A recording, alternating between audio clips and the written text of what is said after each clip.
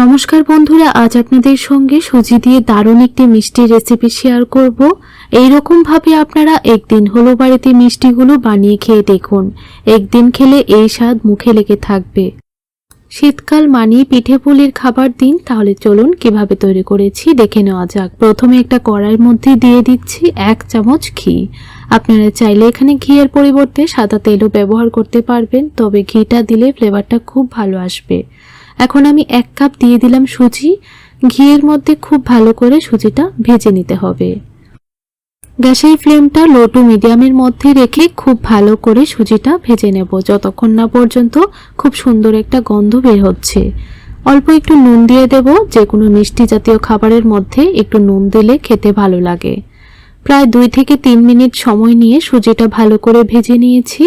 তো দেখুন কালারটাও কিন্তু একটু চেঞ্জ হয়ে গেছে। এখন আমি যে কাপ মেপে সুজি দিয়েছিলাম সেই কাপটা দিয়ে 2 কাপ দিয়ে দিচ্ছি লিকুইড দুধ।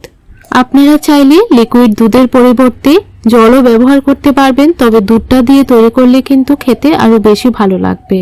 এখন গ্যাসের ফ্লেমটা লোতে রেখে খুব ভালো করে সুজিটা রান্না করে নিতে হবে, যতক্ষণ না পর্যন্ত সুজিটা একটা ডোতে পরিণত হচ্ছে।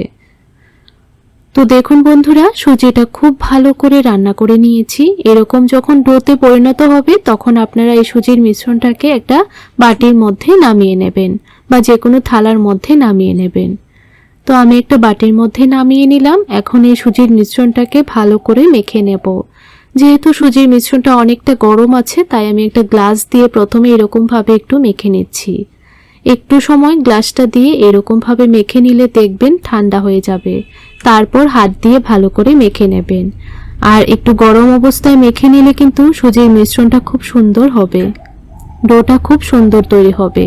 তো দেখুন হাত দিয়ে খুব ভালো করে মেখে নিয়েছি। এখন এই ডোটা থেকে আমি ছোট ছোট করে এরকম লেচি কেটে নিলাম। হাতের মধ্যে নিয়ে এরকম ভাবে চুষি পিঠা বানিয়ে নিচ্ছি।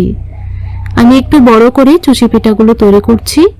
দেখুন এরকম করে বানিয়ে নিচ্ছি। একটু বড় করে বানিয়ে নিলে সুবিধা হবে, আর খুব কম সময়ের মধ্যেই আপনারা পিঠাগুলো তৈরি করে নিতে পারবেন। এক এক করে সবগুলো পিঠা আমি বানিয়ে নেব, আর পিঠাগুলোর উপর অল্প একটু ময়দা ছড়িয়ে দেব, তাহলে দেখবেন একটার গায়ে একটা লেগে থাকবে না। তো দেখুন সবগুলো পিঠা আমার তৈরি করা হয়ে গেছে, আর দেখতে কত ভালো লাগছে দেখুন। এখন এই পিঠাগুলোকে ভেজে নেব।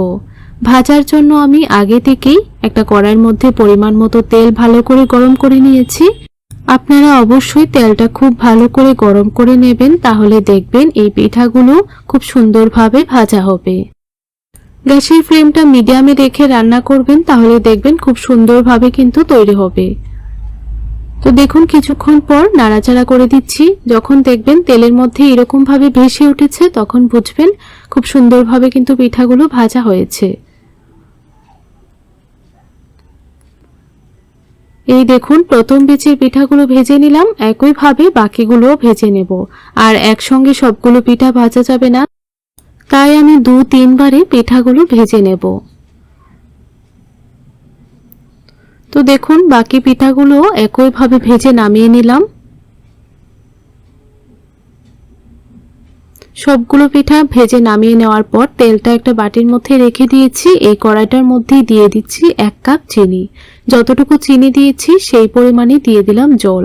2টো এলাচ মাঝখান থেকে ফাটিয়ে দিয়ে দিলাম। এখন আমি একটা চিনির শিরা তৈরি করে নেব। আর শিরাটা কিন্তু একতার বিশিষ্ট শিরা তৈরি করতে হবে না, একটু চিনিটা গলে গেলেই কিন্তু চলবে।